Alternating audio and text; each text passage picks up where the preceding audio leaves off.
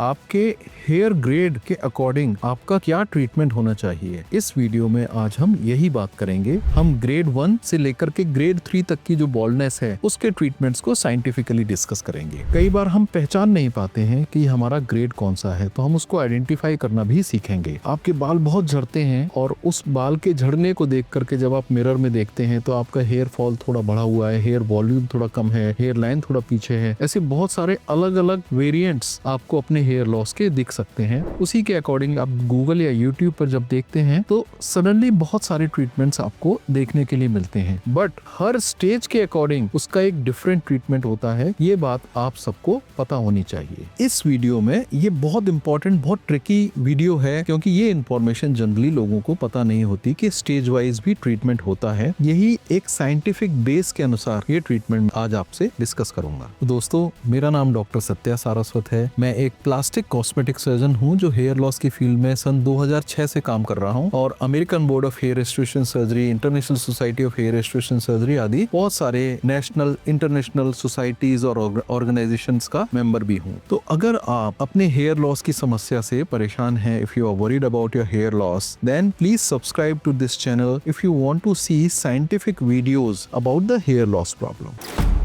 तो आइए एक ग्रेड 1 के बारे में थोड़ा सा डिटेल में चर्चा करते हैं कि इसका क्या ट्रीटमेंट होता है साइंटिफिकली, इसको हम कैसे रिवर्स भी कर सकते हैं। तो ग्रेड 1 में जैसा कि हमने डिस्कस किया, एक थिनिंग दिखना शुरू होता है, बहुत अर्ली स्टेज में है, बहुत ज्यादा हेयर लॉस नहीं हुआ है, बट वहाँ का थिनिंग ज्यादा थोड़ा सा कम हो गया, थोड़ा सा आपका हेयर वॉल्यूम वहाँ का front of the hair line का हल्का सा कम हो गया है। हेयर लाइन है तो इंटैक्ट बट वॉल्यूम कम है। ये बेसिकली डीएसटी की वजह से होता है और ये देखा गया है कि डीएसटी की जो सेंसिटिविटी है, डाईहाइड्रो टेस्टोस्टेरोन की जो सेंसिटिविटी है, वो लेट टीन्स या अर्ली 20s में शुरू हो जाती है। ऐसा कई रिसर्चेस में देखा गया है। अर्ली स्टेज में ट्रीटमेंट के लिए, बिल्कुल अर्ली स्टेज है तो आप रिडेंसिल या अन्य कई और सॉल्यूशन जैसे रोजमेरी ऑयल भी यूज कर सकते हैं, बट थोड़ा सा आपको लगता है 4-6 महीने हो गए और ज्यादा हो गया, तो ऐसे केस में आपको minoxidil alone, pure plain minoxidil को अपने ट्रीटमेंट रेजिम में इनकॉर्पोरेट करना पड़ेगा। साथ ही कुछ नेचुरल डीएसटी ब्लॉकर्स जैसे पंपकिन सीड आदि को आप इनिशियल स्टेज में अपनी डाइट में ऐड कर सकते हैं। इसी के साथ आप लो लेवल लेजर थेरेपी को भी to stimulate your hair roots start कर सकते हैं, स्पेशली जबकि लॉस तो बहुत ज्यादा नहीं है बट थिनिंग थोड़ी आपको पीछे तक या मिड स्कैल्प तक दिख रही है। एक मिस्टेक जो लोग करते हैं, शैम्पू या ऑयल लिया फिर चेंज किया expecting a miracle just from this particular step, which is actually not correct. Comment section में आप हमें जरूर बताएं कि आपका जब हेयर फॉल स्टार्ट हुआ तो वो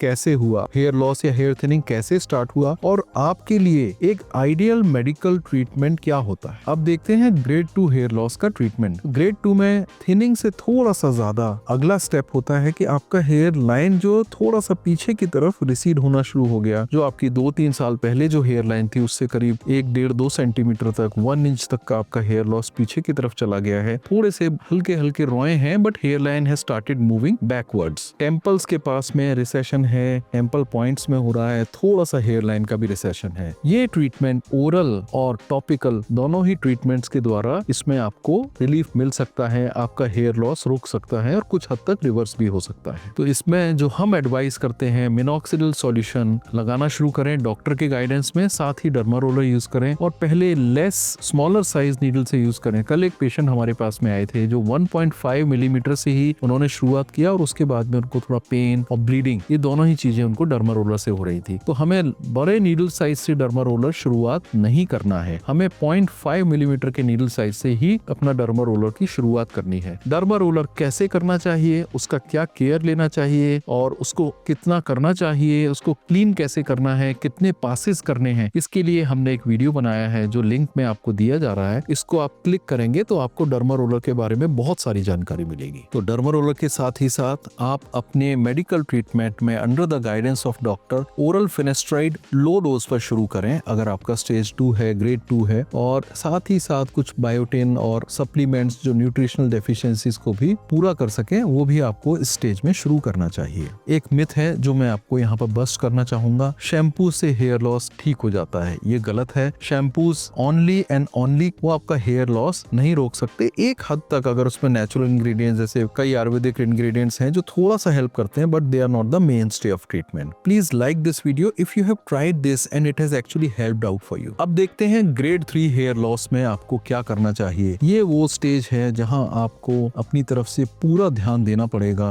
लंबे टाइम तक देना पड़ेगा, कंसिस्टेंटली देना पड़ेगा, क्योंकि अगर ये स्टेज पर भी आपने ध्यान नहीं दिया तो जो हिंदी में कहावत है कि गाड़ी छूट जाएगी, हमारा हेयर लॉस काफी हद तक आगे बढ़ सकता है और आपको हेयर ट्रांसप्लांट 1 या मोर देन 1 सिटिंग की भी आगे जाके जरूरत पड़ सकती है। ग्रेड 3 ही वो स्टेज होता है जहां पर आपका स्कैल्प शाइनी हो जाता है, दिखने लगता है खाली हो गया है, हेयर लाइन काफी पीछे चली गई, स्पेशली अपनो sides M pattern hair loss develop हो जाता है। साथ ही साथ फ्रंट में ये जो रीजन है मिड स्कैल्प वाले में भी थोड़ी थिनिंग हो जाती है और स्कैल्प की विजिबिलिटी यहाँ बढ़ जाती है। कभी कभी यही सिचुएशन ना केवल फ्रंट में बल्कि क्राउन में भी होती है। तो स्कैल्प 3 आपके लिए एक sort of a warning sign है जहां आपको अपनी हेयर लॉस की प्रॉब्लम को थोड़ा सा सीरियसली लेना है। इस स्टेज में अकेला minoxidil most probably is not going to be helpful. यहाँ पर आकर के हमारे लिए कॉम्बिनेशन ट्रीटमेंट्स की जरूरत पड़ती है। तो क्या है वो कॉम्बिनेशन ट्रीटमेंट्स, आइए देखते हैं। तो सबसे पहली चीज जो वर्क करती है इन majority of the patient, not 100% but probably around 90% cases, is a combination of minoxidil and finasteride. यहाँ वो स्टेज आ गया है जहाँ आपको इनको सीरियसली कंसिडर करना पड़ेगा, considering it's possible side effects. देखिए फिनेस्ट्राइड के बारे में सब लोग बोलते हैं कि ये साइड इफेक्ट है, बहुत होते हैं मगर सब में नहीं होते, बहुत कम परसेंट में होते हैं, 3 to 4% में होते हैं। बट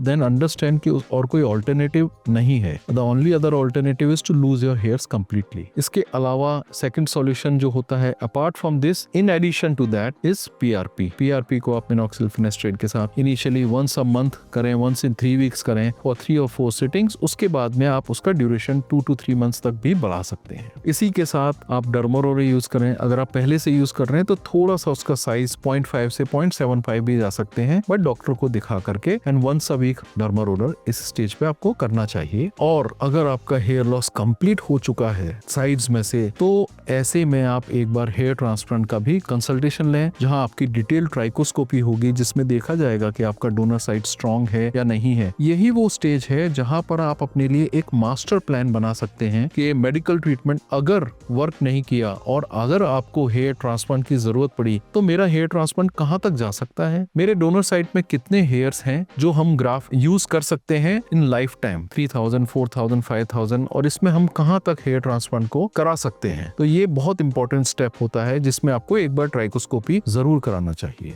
एक मिस्टेक जो ग्रेड 3 में होती है वो directly jumping to hair transplant होती है, स्पेशली अगर आपका मिड स्कैल्प और क्राउन में हेयर लॉस हो रहा है और आप केवल साइड्स का हेयर ट्रांसप्लांट करा लें, डायरेक्टली मेडिकल ट्रीटमेंट ना लें, तो अगर ये हेयर लॉस हो गया, एक स्टेज ऐसी आएगी आपके साइड्स में हेयर होंगे और यहाँ पर हेयर नहीं होंगे। तो ये बहुत ट्रिकी सिचुएशन होता है considering the long term planning. आप अपने लिए हेयर लॉस या हेयर ट्रांसप्लांट किसी भी तरह का ट्रीटमेंट हमसे चाहते हैं तो दिए हुए नंबर पर आप अपने पिक्चर्स भेजें, हमारे साथ कंसल्टेशन शेड्यूल करें, हम आपको गाइड करेंगे। आइए अब देखते हैं हमारा take away from important messages from this video. Initial early stage 1 grade 1 तो आपको मिनॉक्सिडिल स्टार्ट करना चाहिए और साथ ही साथ डाइट सप्लीमेंट भी आपको देखना चाहिए। ग्रेड 2 है तो मिनॉक्सिडिल के साथ में डीएसटी ब्लॉकर्स और माइक्रोनीडलिंग आपको देखना चाहिए। ग्रेड 3 है तो मिनॉक्सिडिल, फिनेस्ट्राइड, माइक्रोनीडलिंग, पीआरपी, साथ ही साथ एक हेयर ट्रांसप्लांट के बारे में भी प्रीलिमिनरी कंसल्टेशन आपको करना चाहिए। एक मिस्टेक जो मैं यहाँ पर आपको सॉर्ट ऑफ अ टिप आपको देना चाहता हूँ वो ये है कि हम जनरली बहुत जल्दी ट्रीटमेंट छोड़ देते हैं। बहुत सारे पेशेंट हैं कि मैंने 15 दिन मिनॉक्सिडिल लिया, मेरा तो हेयर फॉल बढ़ गया,